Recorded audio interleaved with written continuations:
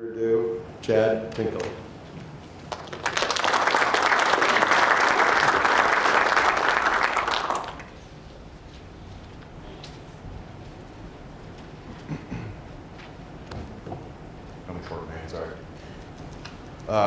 Thank you for letting me come and at least share my experience with EAB in Fort Wayne. We're currently in that exponential death phase right now, so a lot of the stuff I'm going to be talking about, it's coming this way. It will hit, and it's all depending upon how you react now instead of being reactive, being proactive, and at least developing some sort of a plan.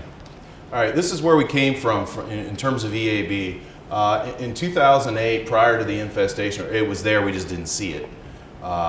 14,000 ash trees is what we had.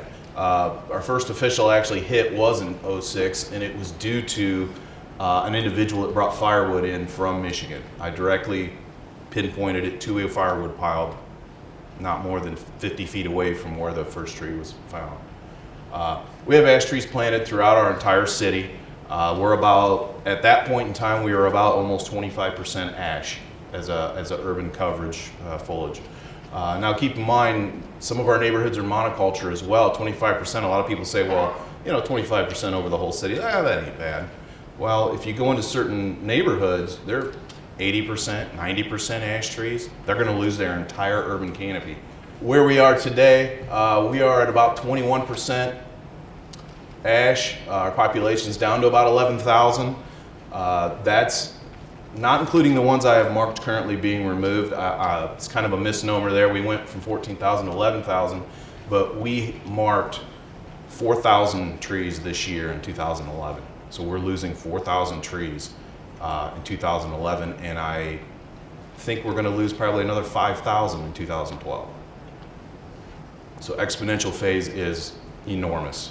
And with exponential phase comes exponential problems. Not just removal of trees and stumps and replanting things, but the kind of things that come up out of exponential death of trees is an overwhelming amount of work. There's so many smaller companies that I tried to include into to bring business to our area. They just cannot handle the massive workload of all the removals that we have.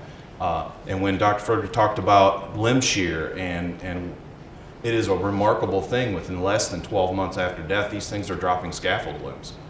I mean, they're dropping sheets of bark that are, 3 foot long by 2 foot wide, depending on the size of the tree. Actually, when I first got this dumped in my lap for trying to decide what I was gonna do in 2 weeks, I looked at Detroit, and I was looking in the Chicagoland area, and I said, okay, it looks like that this thing is I'm gonna be able to ride this out real nice and easy. I'm gonna keep up with removals, So far I'm doing pretty good. I think we can do that. Well, the red line is really where we're at. Exponential death kicked in about the 4th to 5th year.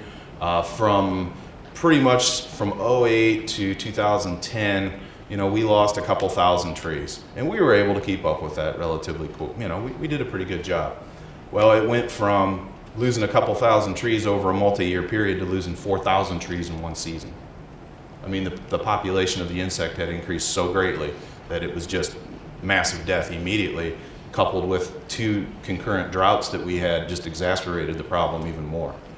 So now we're standing with crews are working nonstop, basically 6 days a week trying to get these trees down so we don't have injuries and or other issues that come apart.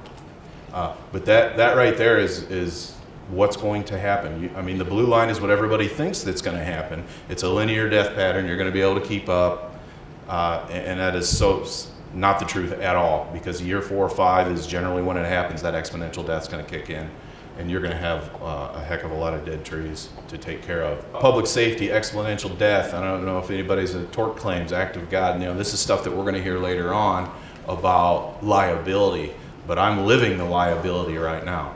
I have a massive amount of limbs that are falling. I have tort claims. I have vehicles getting destroyed.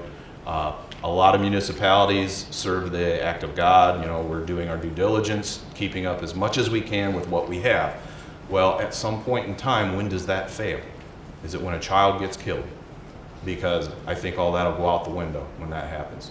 Liability, this picture was before. This was one of my issues. There was a car there. It's moved now, but it destroyed the windshield, broke dented the hood in, and that was another one. How do you broad sunlight.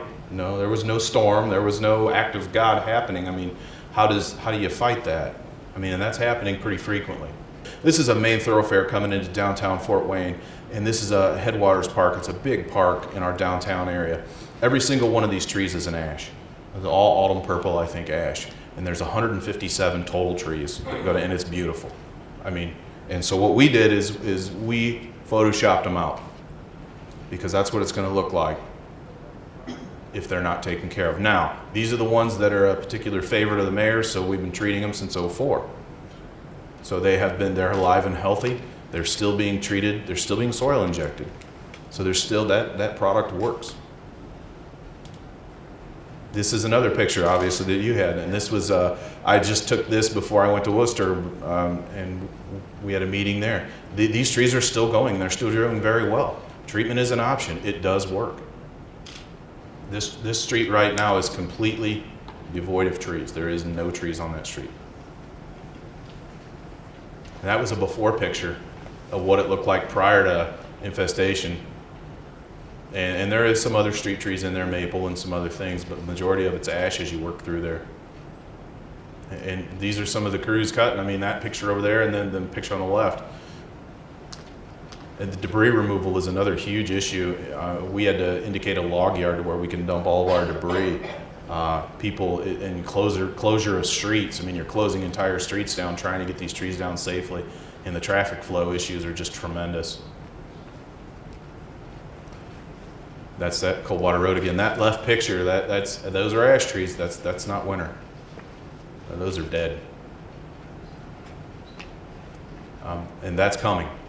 The exponential death phase will come, and it's all how everybody else decides that they want to be proactive or reactive, because being reactive, that's what you're going to see. There's a van. She won't even park. She lives down the street. That's why I took that picture. This woman won't even park in front of her own home. She parks down the street, and see she has a lot of little kids indicating on the back of her van, and she just said, "I'm not parking down there." These are pictures of our removal process right now.